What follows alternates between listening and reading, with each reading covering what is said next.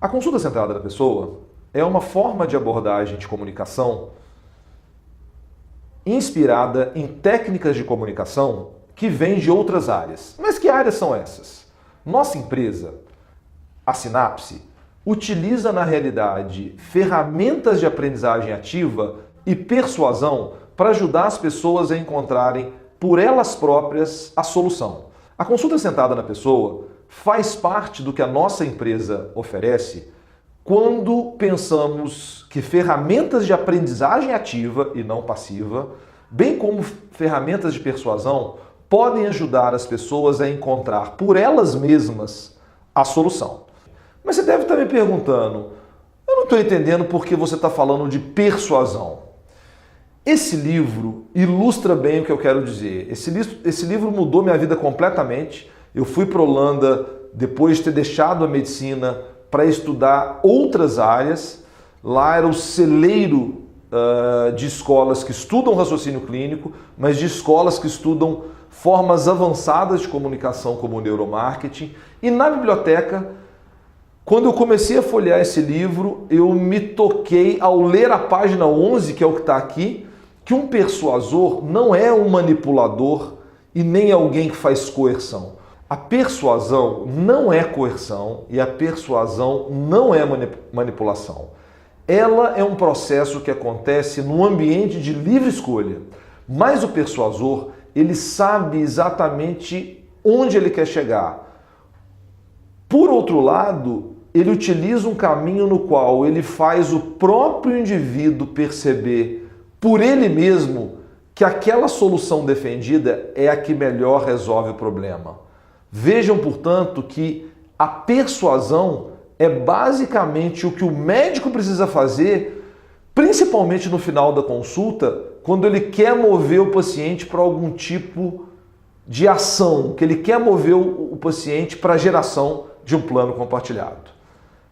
Ao longo desse curso, nós vamos mostrar com mais detalhes como essa técnica de persuasão pode ser usada nesse cenário médico-paciente, principalmente na adesão de doenças crônicas. Vejamos alguns dados que mostram como é o panorama do modelo atual de consulta médica. Em 50% dos casos, pacientes não entendem seus médicos ou não conseguem armazenar as informações fornecidas. Em 22 a 72% dos casos, as recomendações médicas não são seguidas pelos pacientes. Em 50% das consultas, médicos e pacientes não concordam sobre a natureza do problema principal que levou à consulta. 54% dos problemas dos pacientes não são identificados durante as consultas. Em 69% das consultas médicas, os médicos interrompem os pacientes no relato dos seus problemas nos primeiros 18 segundos. Em 77% das consultas, os problemas não são completamente evidenciados. E em 50% dos casos, os pacientes não tomam ou tomam incorretamente as medicações prescritas. Para ilustrar isso melhor, veja que interessante esse estudo. Esse estudo foi um estudo sociolinguístico onde 42 pacientes com problema de bexiga hiperativa tiveram suas consultas gravadas, foram realizadas entrevistas de 20 minutos no pós-consulta e após um mês com os pacientes, e os médicos também foram entrevistados por 35 minutos. Vejam que os resultados são preocupantes. Esta abordagem centrada no médico faz com que o tempo médio de consulta seja em torno de 10 minutos, os médicos falam 63% das palavras, a abordagem é muito centrada em pergunta fechada e só em 40% da consulta é abordada a qualidade de vida, do tipo: você urina à noite? Quantas vezes? Ao invés de ser uma pergunta do tipo: como é sua noite de sono? Uma coisa é o paciente responder: sim, eu urino 2 vezes e tenho noctúria. A outra ele responder: minha noite de sono, doutor, nossa, tem sido difícil, eu tenho acordado muito à noite e acabo incomodando o meu cônjuge. Conclusão: a abordagem centrada ao médico acaba levando uma aderência de 17%, segundo ao médico, e referida pelo paciente apenas 37%. Vejam, portanto, que a abordagem centrada no médico precisa ser revista para uma abordagem centrada no paciente. Qual a diferença entre as duas? Na abordagem centrada na doença, o relacionamento especial, a ênfase na doença, há pouco tempo para escuta, as perguntas são muito fechadas e dirigidas com resposta sim, não ou respostas exatas, e a linguagem é focada na doença. A finalização da consulta, por sua vez, costuma ocorrer sem uma sumarização.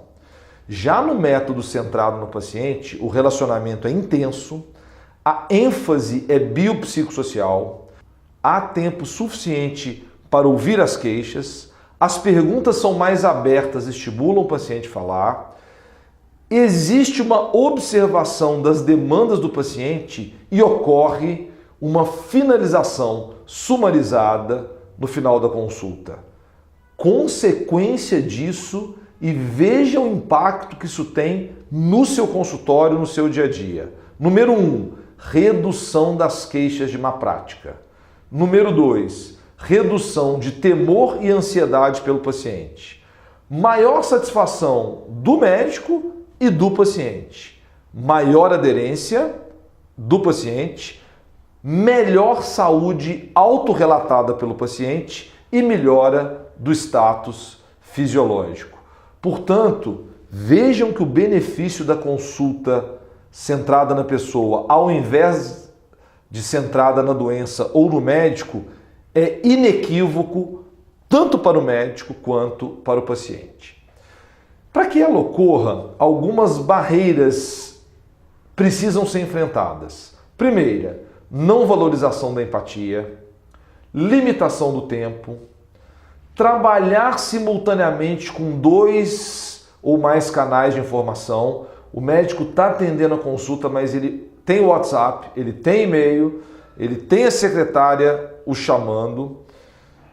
Preocupar-se com a queixa principal no início da consulta e seguir só essa queixa principal como algo mais importante, negligenciando que às vezes o mais importante virá ao longo da consulta. Mito da completude da anamnese, a sensação de que se eu realizei uma anamnese completa, eu sei tudo do paciente. Perguntas rápidas e fechadas, ao invés de perguntas abertas e mais estimulantes para a fala. Escrever a história durante a consulta. Muitas vezes você está conversando com o paciente e para de olhar nos olhos para virar para o computador e digitar, o que quebra essa comunicação. Ansiedade, nos dias atuais que nos aceleram, nos deixam com muitas atribuições e coisas na cabeça. E, finalmente, emoções negativas. Trazer para a consulta atual o sofrimento do último paciente. Veja que essas são barreiras importantes que merecem e precisam ser vencidas. Quais são as bases da consulta centrada na pessoa? Assegurar privacidade, expressar respeito e interesse, ouvir com atenção por pelo menos 2 minutos, deixe o seu paciente falar por 2 minutos, estimule com perguntas abertas que seu paciente fale, use facilitadores verbais, algo do tipo, me fala mais, ou facilitadores não verbais, erguer a sobrancelha e encorajá-lo a falar para que a consulta flua. Reconheça e responda às emoções, angústias e preocupações do paciente. Procure saber sobre sua situação familiar, pessoal, preferências e sentimentos e adie a escrita para o final da consulta. Tente deixar um template, um formato de registro mais ou menos pronto e faça registro de tópicos que não podem ser esquecidos, ou mesmo utilize um formulário para que ele preencha pré-consulta de dados como alergia à medicação. Mas foque na consulta, na comunicação e deixe esse registro mais discursivo para o final da consulta. A consulta centrada na pessoa, portanto, ela é baseada nesse formato. Vejam que no segundo andar dessa casa, eu vou ter o que eu sei que você já conhece bem, que é a história do paciente, o exame físico e explicação e planejamento. Mas eu queria mostrar que nesse segundo andar, nós temos a abertura da consulta e o fechamento.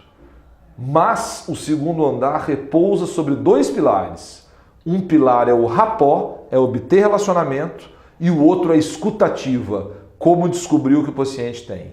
Essa casa bem sedimentada vai ter um telhado que chama-se plano terapêutico compartilhado. É isso que vai aumentar a adesão do paciente. E agora, nos próximos vídeos, nós vamos detalhar como é cada um desses blocos dessa casa para que, ao dominar todos eles, você consiga, no final, gerar plano terapêutico compartilhado.